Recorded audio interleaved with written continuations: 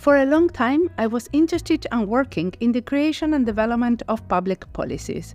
During this time, I have done more than 90 interviews with designers working in the public sector and published them in this podcast. I use the podcast as a way to research issues related to my own work, and my work now relates to research infrastructures. This is why today I present you this series in English on infrastructures. This is a series of 5 interviews to people based or coming from Ireland, Finland, Denmark, France, and the United States. My main focus is in understanding the possible role of design in infrastructures. I started this inquiry interviewing designers involved in the development of services for other projects or based in other infrastructures. I wanted to ask them, what can we design in relation to the work of infrastructures? I work for an environmental research infrastructure, but this series will not focus on them, but will also cover food and cultural infrastructures. Why? Because I could not find enough designers with experience in environmental infrastructures, and because I like to look beyond the scope of one specific topic. Here a bit more details. I work on ICOS, Integrated Carbon Observation Systems. This is a research infrastructure focusing on carbon. It provides standardized and open data for close to 180 measurement stations across 16 European countries. The stations observe greenhouse gas concentration in the atmosphere and also carbon fluxes between the atmosphere, the land surface, and the oceans. My work at the moment concentrates on one EU project, IRISCC, Integrated Research Infrastructure Services for Climate Change Risks. In this project, we will develop services using a co-design framework. Therefore, my main question is how design could contribute to the development of these services. Let's go to my guest today. He is Tatu Marttila, a Finnish designer, lecturer and researcher in Aalto University, who works in one ICOS project in relation to cities.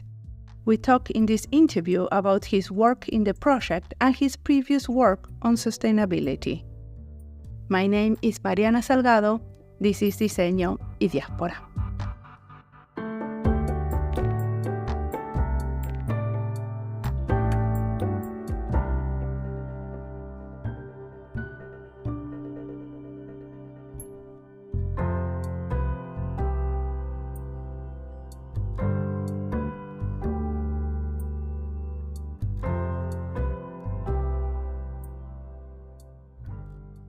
My name is Tatu Marttila.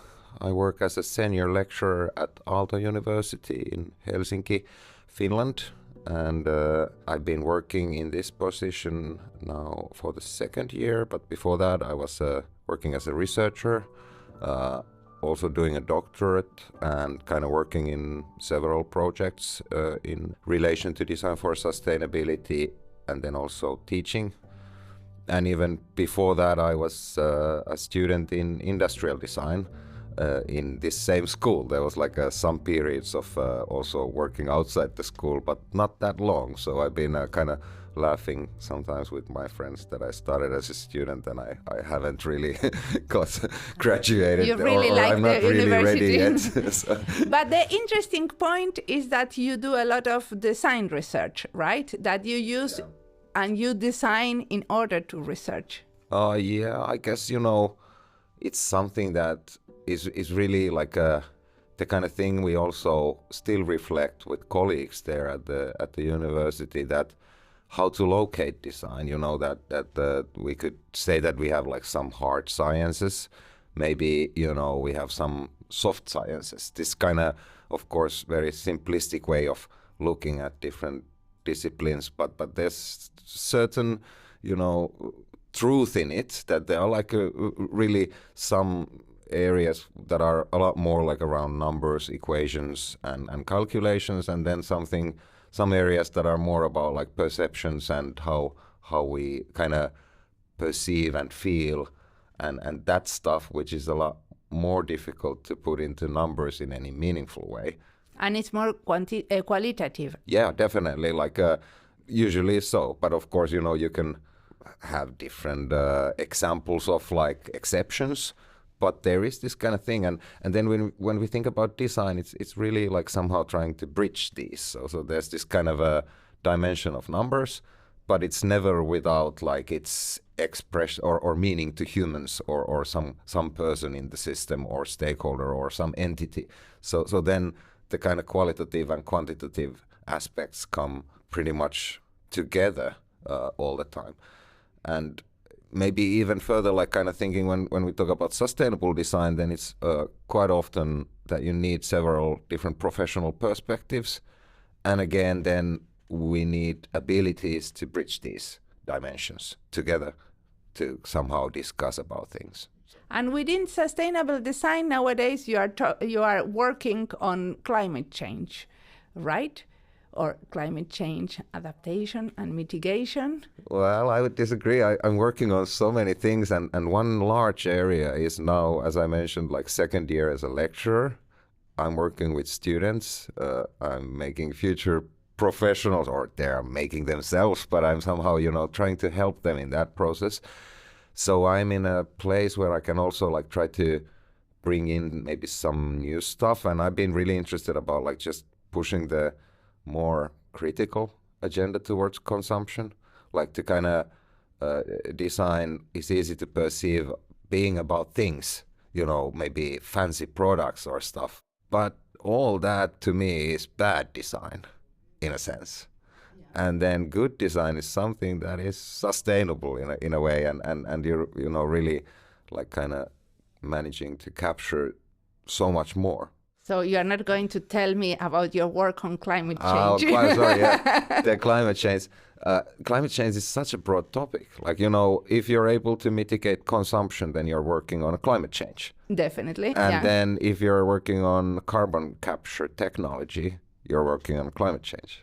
Yes. Even when you're working on like some animal species, helping them to, maybe create some supportive environments, like in Finland, they do these snow huts for seals in winter. They are man-made because there's not enough snow in the nature. Yeah. That's for climate change in a sense, because you mitigate. So, and all of these projects are interesting me. So I share an interest too. But I would like to have one concrete example of design work that has helped you also to do some research. Yeah. Well, recently I've been involved in this very closely related project called ICOS Cities project. It's this EU infrastructure called Integrated Carbon Observatory System, which kind of brings together different actors in Europe, like, for example, the universities, meteorological departments, kind of researchers from those areas to share information on carbon dioxide measurements in relation to different scales, in relation to different activities. And of course, there's a enormous potential. When I started to work in that project, I kind of realized that it's a lot of it is still untapped potential. So it's been really interesting to kind of be involved in looking at cities, climate action plans and ideas for actions, and then how can we actually connect that with some qualitative proof. So again, actually it comes down to design connecting something, maybe how citizens feel about the climate actions, different initiatives, and then what numbers tell us about those actions. Are we like kind of actually having an impact? Okay, so let's go to the beginning. You are participating in a project called ICOS Cities, and we are trying in that project. What is the role of design? How would you define it? Well, we have a really clear role in a sense that we are connected to the design of services. So we have this data, and as mentioned, like it's just data at the moment. There's researchers using it, and for that purpose it works. But for many other actors, it's like out of reach in a sense that it's too complicated or through somehow requires too much expertise to be utilized. So how can we kind of envision different interfaces to access the data? And of course, like when we think about this kind of a emerging technology system, there's many actors. We need to somehow bring actors together, because it's not enough that we think it from like one perspective. So again, like design here would be very much about like bringing these people together to think how to bridge the gap. So you are co-designing with different stakeholders? Yes. In order to bring and create new services. Very much so, and even like hopefully some semi-functional service prototypes to showcase what is like possible with this data. And then we have this kind of a city network of currently like I think 15 cities in Europe in the project network that we then directly involve, and of course we're gonna disseminate our findings. So the idea is that the city officials and the citizens, the different citizens groups and NGOs from different cities are going to be trying your prototypes. Yes, or I would say that NGOs might be out of our reach. Citizens might be only presented like through the city administration people. So our focus is in city actors. In policymakers, you mean? Policymakers, yeah. But also like administrative actors. So we want to have like the kind of a practical side. Like for example, in Helsinki, the city has the climate action program and like a team, or probably not a department, but some team that runs that. But then when they get the practical numbers for doing any assessments, it's the Helsinki Regional Services that provides the numbers. So there's the kind of a practical work that is done on this kind of it's like a city-owned entity that organizes different activities for the city, and thus I wouldn't say that it's a policymaker that we want to then work with. Of course, we want to also discuss with the policymakers, but I'm thinking that we could be even more interested about actually like the people who are using the systems. Civil servants. Civil servants, maybe, yeah. and these kind of, yeah. And also even some business actors, because the network of actors even in cities is not like simply just city actors. But and give me a clear example. What is a prototype in that context? Well, I would say, maybe a good idea to think like, of course, a prototype, some kind of a mock-up data that is used to provide a web portal, like to showcase some kind of a activity, could be an example of a prototype. So it's not like really connecting to real monitoring data, but we create some kind of a phony data and showcase that this is how it would look like on this map, and maybe we could like differentiate different sectors of consumption, like traffic or energy production, or we could maybe create an interface to be showcased for citizens and even test that out in some public setting at the central railway station, gather perceptions of people, like how would you feel about like this kind of a service. So yeah, I guess on a simple level it's that, but of course we need to, on the way, like think a lot of things, like for example, like to start to design these type of services, it's first like identify the people who are involved, potential actors in the system, and think about different needs and map all that. And so there's several steps and a lot of like, I'm sure that we need to make selections and end up only like a limited number of prototypes, but there would be so much more of potential, as I mentioned. So surely I'm thinking also that this is a field that will expand in order to make us meet the kind of ambitious carbon mitigation targets, like in different cities, in different sectors. And are all these services digital ones?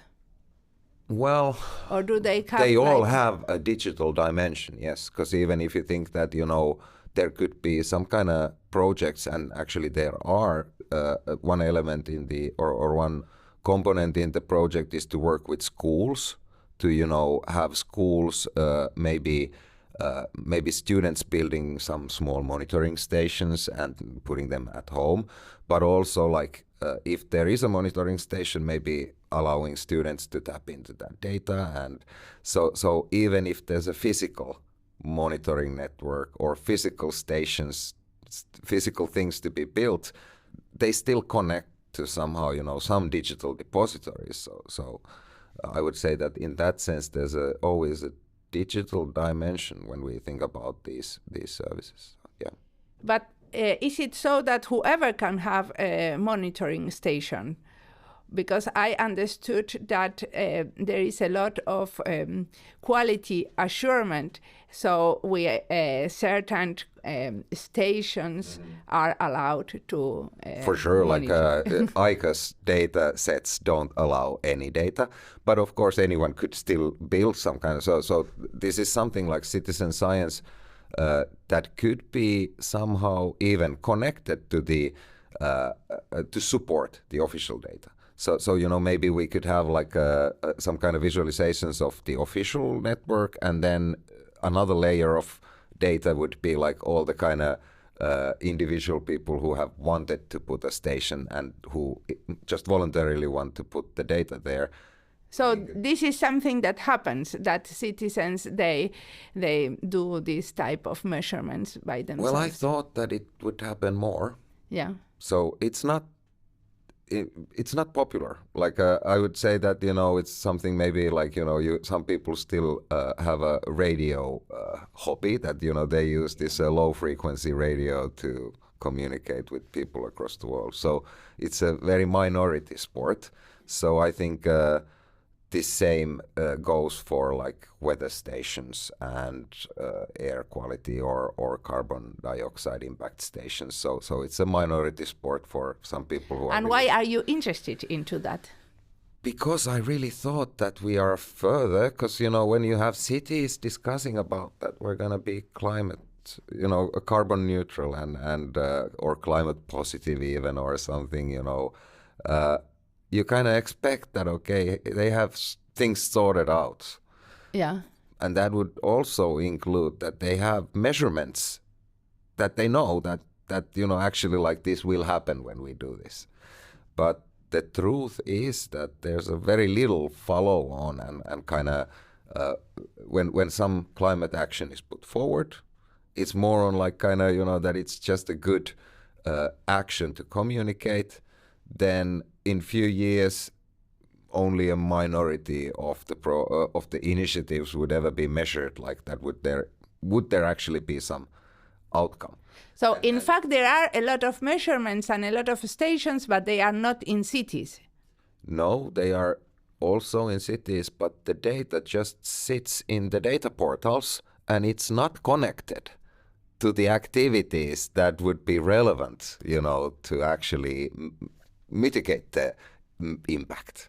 Okay, and this is what you are trying to do with your services, to connect the data with the decision makers and the activities. And to be honest, this was also something that I kind of thought that it's already a bit further, that cities have more sophisticated ways of measuring their impacts.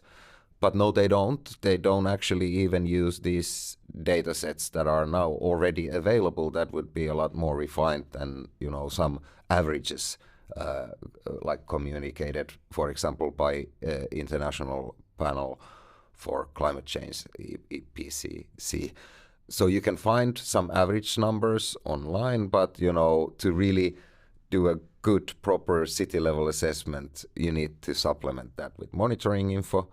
Or data. Even that data is available, but it's not connected to the mechanisms, to the systems, to different processes and loops that the city has.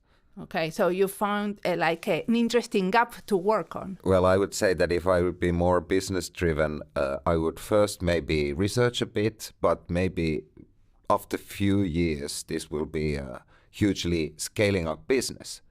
And if it's not going to be a hugely scaling up business, then we're going to fail our targets miserably. So there's not really an alternative to, build this level of services. But what are the businesses that you are envisioning? Well, different service providers. Like I'm kind of thinking, for example, that if we think Paris Agreement to keep the global temperature not rising over 1.5 degrees or 2 degrees or something like that. There's actually like this kind of practical side to the policy that more and more companies are being involved in the carbon tax exchange scheme, meaning that they need to, somehow, if they excessively produce carbon dioxide, they need to buy quota. How that quota is provided, if not by some businesses that then are very good in calculating, monitoring impact. Already we have like maybe the biggest issues in compensation at the moment is that we found out that there's projects compensated several times, like for example, so it's like just false calculations, like there's a lot of corruption and stuff. All that comes down to like not really being able to measure the impacts. And with monitoring, we are a lot better in that. So then I really consider that this is an area where there's a lot of so-called intermediary business emerging. So different companies helping other business or other organizations, cities, to do what is needed to comply for, like, for example, regulation or to comply for the changes on the markets, consumer expectations, and so forth. I want to talk about the co-design process, right? Because you have this vision that you are going to do prototypes, and at the end you are going to deliver certain services. So how do you co-design with different, who are you inviting and to which type of sessions? Yeah, well, in this project we are a bit limited in a sense that we're not working on the vision that much. We already have been identifying stakeholders also. So like we basically just go to do different kind of co-design workshops where we have maybe a service need, and then we have some kind of a canvas where we play with different system maps, different components coming together, and we have actors, different relevant actors involved, usually small groups of people. So we've had few of these type of sessions with city representatives. We have maybe 3 city representatives and then 2 of us there, so very small. And then when we then get the results, we try to merge the findings from several activities and create some kind of a more comprehensive report or portfolio then. However, I would say that also when I kind of think how we co-design sustainability, essentially it should also incorporate discussions on vision, what type of systems we want. And well, I guess this is something that is also relevant to this carbon observatory network, in a sense that one reason that the data just sits there in the depositories is that many of the researchers didn't really consider that it's difficult to use, because for them it's easy to use. They use the data portals every day in their work, and it's not difficult. Well, yeah, the thing is that it's always like that a web portal is less difficult if you use it every day, yes, than if you have to use it once in a year, right? Yeah. So kind of they thought that, the most important thing is to somehow translate or just make city aware, what kind of services are possible to make with this data. However, cities don't need that much of that high resolution data. As I mentioned, currently they use global averages on many cases. So just to get to a national average would be a huge improvement. Actually, many cities don't even do these kind of impact calculations. So to do any kind of impact calculation would be an improvement. So then, only the ones that are really pioneering as cities, only those are really able to start to connect to direct monitoring data. And for many other cities, there would be a lot lower steps to be taken first, to have the benefit of the monitoring network. However, as I mentioned, in few years, this will be ramped up. And if we're going to meet the targets, as I hope, or at least continue to stop this climate catastrophe that we're entering, then I'm hopeful that more and more cities would be utilizing also monitoring networks to refine their understanding to the level that they can really pursue effective changes. And that goes also for other actors, like for example business actors. So as mentioned, like they are also a part of this.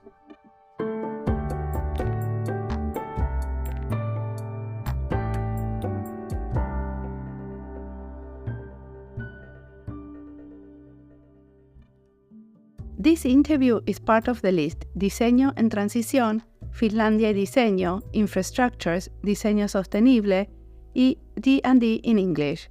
In this last list, I compiled the interviews done for this podcast in English. We have at the moment only 20 interviews published in English. Soon we will enrich this list with coming series.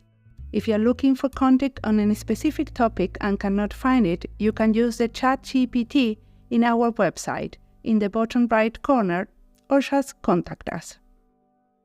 Lately, I was reading a book about scholarly podcasting, in which they investigate what are the benefits of podcasting in research endeavors. The book is by Ian M. Cook. He argues that it is a mode of knowledge creation that allows for new ways of asking, active listening, and engaged storytelling. Listeners hear the excitement, the accent, inflection, identity, and more. All these give shape to a more accessible content, not only because it embraces the performativity of the interviews, but also because it allows us to move our body and with it our brain while listening. There is a lot of research that found out about the benefits of moving for activating our brain, but still we spend a long time in front of the screens. I hope now you are not in front of the screen and you are listening to us while running, walking, or cleaning. In the same book on scholarly podcasting, they recommend doing podcasts for research, but they make a point explaining that these interviews might not have a lot of listeners. Apparently, they have not explored collaborations between researchers and podcast producers. I have done several collaborations in series with researchers as a podcast producer. The result is great because researchers get to know and ask, and I get an expert in the topic to expand the depth of the interviews. In this specific series on infrastructures, I am the producer and the researcher, but I'm not an expert in the topic. Just a learner with a lot of questions. Let's continue listening to Tatu because I have much more to ask.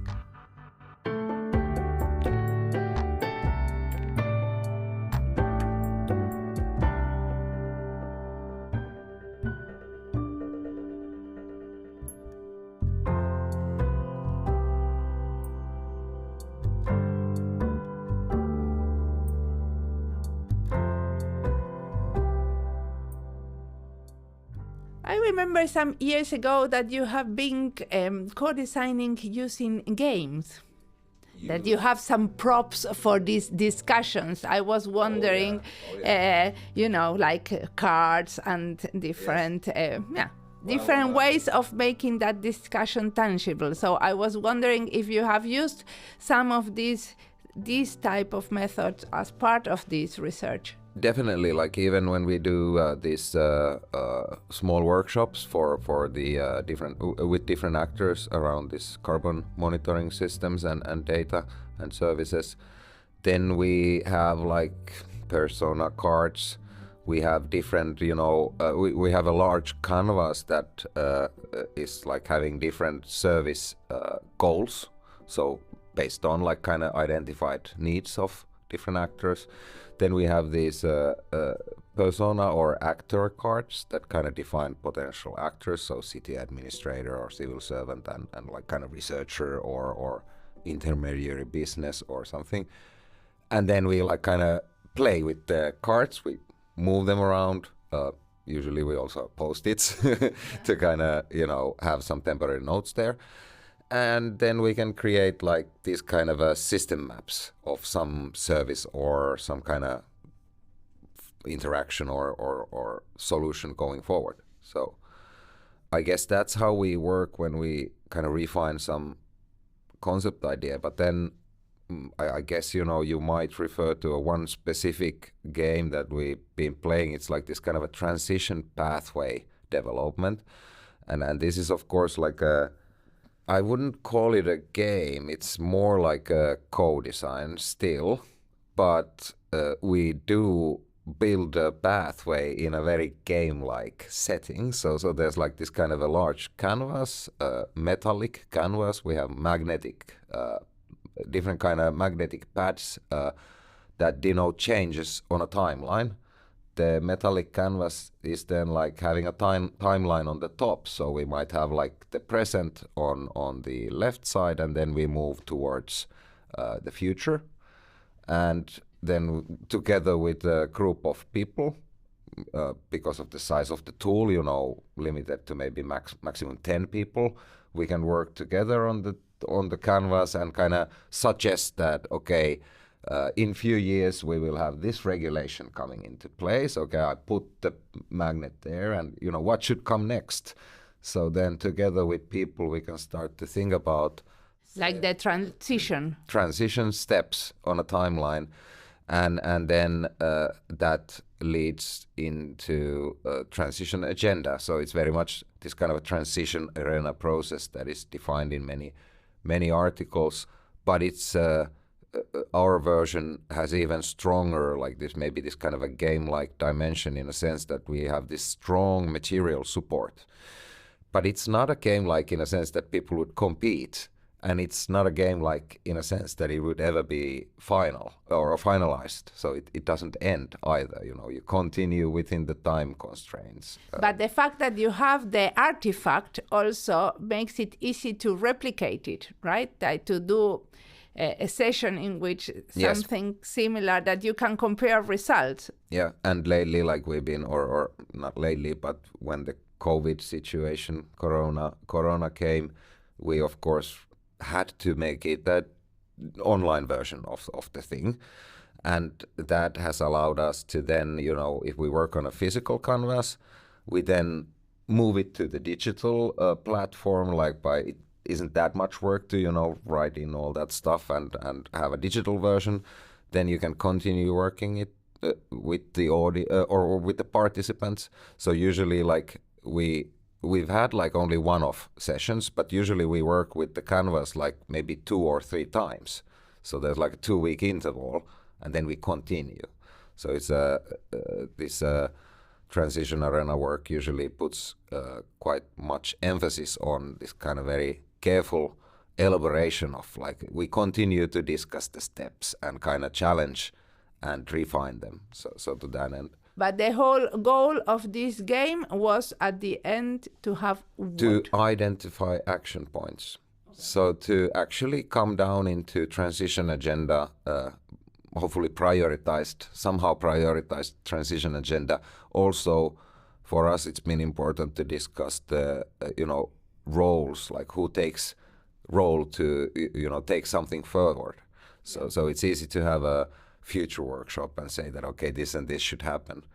But we try to take it so far that we can say that, okay, this person from that place needs to have this information and needs to have our message to take this forward. So who were invited to play this game? This has different audiences. We've been working with different topics. For example, it all started with a large project that was organized to assess Finnish energy and climate policy. So they had just the official version had just come out. The government had published the official energy and climate policy for the next 15 years. And there were like a lot of aspects that could be identified as, transition targets. Like, for example, that we need to have like 500,000 electric cars by 2030 or something like that. So then we translated that into a transition arena work where we kind of went through some of those topics, like in relation to energy production in Finland, in relation to transport, in relation to coal use in district heating, for example. So something was more specific. But we had 8 different transition pathways that we studied. we had like people from ministries, people from universities, altogether some 30 participants split into 5 groups. So that was the starting point. And as mentioned, like there we had like even a member of parliament participating, so very high level. After that, we had also like a transition arena in a smaller city on fishing, for example, or sustainable tourism. So obviously then quite different audiences. Like, but how do you convince them to come? Why do they come to the university to have these discussions? Well, that's always a challenge, but you must understand that, as I mentioned, like we continue to work for a long time. So this workshop series usually take like 4 months. We have like a meeting every 4 weeks or every 3 weeks or something like this. So these people need to commit for a lot of work. So for sure, like not all the people are like agreeing to be there, but astonishingly many still are interested. Because if we kind of justify that here we have a longer period of time and we have like actually more time to work on this. And I guess, you know, many people are exhausted of having like all kind of one-day workshops that don't lead into anything. But then if we have like some kind of course, also there needs to be some, you know, you need to mention some ministries, or you need to mention the city officials, or something that kind of triggers that, okay, this is important. But was it a research project? I mean, well, it has depended. Some of them have been like city financed, city developments. Some of them had been research projects. Most of them, the arenas have been research projects. Some of them have been also, like we did one transition arena exercise for Ministry of Environment looking into biodiversity strategy, and then one for Prime Minister's Office for the Agenda 2030 roadmap. So certain themes of sustainability, and then group of experts and also different associations that are relevant to the topic, different kind of companies. So for example, biodiversity strategy, we had like forest companies, we had like natural conservation associations, then the ministries, then the researchers. So. And what is different when the ones calling for these meetings are researchers in design sustainability? What do you mean? Because, well, I mean, there is many that organized different types of meetings, sessions, hackathons, workshops in that are consultants, not necessarily coming from the design field, right? Yeah. They might come from other disciplines. So I am asking, what do you think? What do you think there is a difference? We don't underline that we're from design. Okay. So it's just, you know, we rather say that we're working with the city, or we say that we're working in a project, or in Finland, for example. Why? Do you think it might be detrimental? I think that people don't know what design is.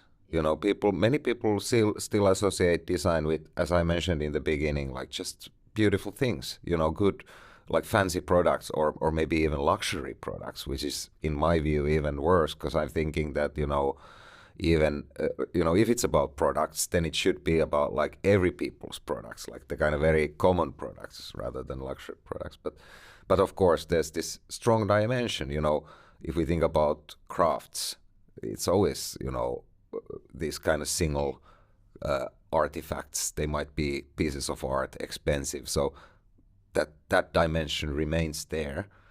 But especially when we think about sustainability, I don't think that people always understand what design is when we talk about design in the context of sustainability. So one of the big roles that your team has is to set the stage for these discussions and to co-design together with different stakeholders. What are the frictions and tensions in this co-design? Yeah. I need to co-design now in other EU research project, and I want your tips and advices. Yeah, well, first thing that I kind of that is quite evident is that, you know, design is unknown to citizens like lay people as in its broadest sense, but it's also like that many other scientists and researchers might not be that familiar with that, so they might think that it's just products. And even in this project, in this ICOS cities project where we look into services for carbon dioxide monitoring systems, it's like that when we started, it felt like that the other people in the consortium thought that, okay, we have really narrow focus in just, you know, providing the service. But then again, you know, when we started to discuss it together, you know, because it becomes quite evident that you can't design services without having a bit broader lens. You know, you really need to understand the context to be able to, and also like there's a lot of different potential interactions with the context that you can do, and designers are good in doing different interactions. So I guess, you know, even within this consortium, even that we were applying together and we were kind of invited as a partner to the consortium, there was like some uncertainty that what kind of role is suitable for us as designers.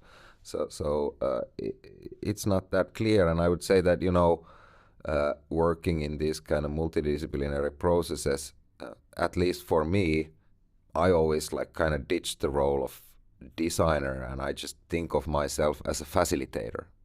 So I'm just kind of trying to take the role where I help these other people who know what they are talking about to actually talk together, maybe like somehow trying to synthesize something. And I guess, you know, it's not design, but for sure it's co-design. So you know, and I don't know, then co-design, of course, is design, but it's, you know, it's not that simple. But it's very different than when I, you know, for example, design a digital service prototype in a smaller team, few colleagues. It's not the same. And then when we really think about these services, how they connect to reality, how they benefit, we need to think about that in a larger group. We need to have the scientists there, and then we need to change our role from service designers to somehow facilitators of the discussion. And that, I think, is quite strongly there also in sustainable design and interprofessional or multidisciplinary, interdisciplinary design actions. So what is inspiring you? What are you reading, watching, listening in relation to these topics that you want to recommend us? Well, I don't know. Lately I've been reading, as I mentioned, a second year as a lecturer. So I've been reading increasingly about students' works. And of course, that's really a privileged position, because then they, you know, they go around the world, pick up the interesting stuff, and then make a thesis, and I get to read about it. Something that is available to all of us. Yeah, well, I can come up with one. There was actually quite interesting book that I was involved in writing. I was earlier involved in writing a circular economy handbook, but it's not that important anymore. It's important for us, but it's not that new thing. But this new book was to look into more than human design, kind of entailing that you know, in the end, our perspectives remain to be very anthropocentric. Even when we talk about sustainability, we are kind of looking everything from our own angle. However, like if we think, for example, the strong sustainability philosophies and deep sustainability perceptions, you would kind of think that actually that anthropocentric view is quite biased. Like, you know, we should take different type of angles and then look things outside from the human perspective. And this is, of course, like interesting, also relevant. But when writing that book or working with the people on that book a bit, I created an increasing connection to this discourse around artificial intelligence and like kind of who owns the data. And then it actually like connects all the back to these kind of carbon monitoring systems and modeling and service creation and everything. Because essentially, like then when we kind of think about these carbon dioxide monitoring systems, there's a question that, you know, who are they designed for? Like, of course, for us humans, yes, but if there's a city as a user, city for sure is some kind of a different entity. And like when we talk but tell about... me, what's the name of the book you're recommending? Well, it's forthcoming. It's, I don't remember the whole name, but it's More Than Human Design in Practice, and then some subtitle, but it's a Routledge book. And I'm guessing that it'll be out in like maybe a year. Because there is one that is called Design for More Than Human Futures Towards Post-Anthropocentric Worlding, but this is already published. Yeah, it's not that one. Not yeah. that one. Yeah, it's a colleague who's been working on that, and there's a lot of contributors. I was only involved in writing one chapter a bit, but this, I'm guessing it will be coming out in year or two. So, okay. But anyways, as a topic, this More Than Human Design is for sure, like, because when we think about like a sustainable design, well, it needs to be more than human design. And then when we think about a lot of the kind of previous strategies and approaches, they're really centered around users or human community or something. And expanding that angle would mean that we really kind of start to integrate maybe some system design, like this kind of aspects from yet again, slightly different disciplines, create a new kind of interdisciplinary connections, thus create new area of like activity for design action. Okay, and where is all this research going? How do you see it? I don't know, like there's a lot happening. You know, of course, we are really pressured when it comes to sustainability, but at the same time, like there's now discussion that the global population will gradually peak, and then, you know, the biggest pressure anyways is the sheer amount of people. But if we manage that problem, and if we kind of continue to somehow manage the crisis, then I'm kind of cautiously optimistic. But of course, there's like when I think about us humans, and then also like a university, we learn things, we act as communities of biological people, and then there's more and more of this kind of algorithms and digital interfaces and like AI, all kind of stuff that kind of raises a question that is this a direction we want to go? And I don't really know. It might be that in the future we actually appreciate the old stuff more. Or then it might be something very different. I'm looking. But where would you see. like to see your research going? The research. Well, now I would take it back to I think the most impactful, like even if I am able to work in research projects that have impact and that are like EU level, large scale operations, the biggest impact is when I discuss with students and I get one more person to the field who thinks critically.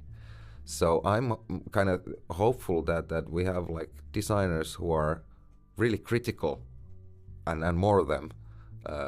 And there I would kind of see my biggest impact be, even though like, yes, for like my whole career, I'm interested to research different topics of sustainability, but the biggest impact is in people. Thank you a lot for the interview. Thank you.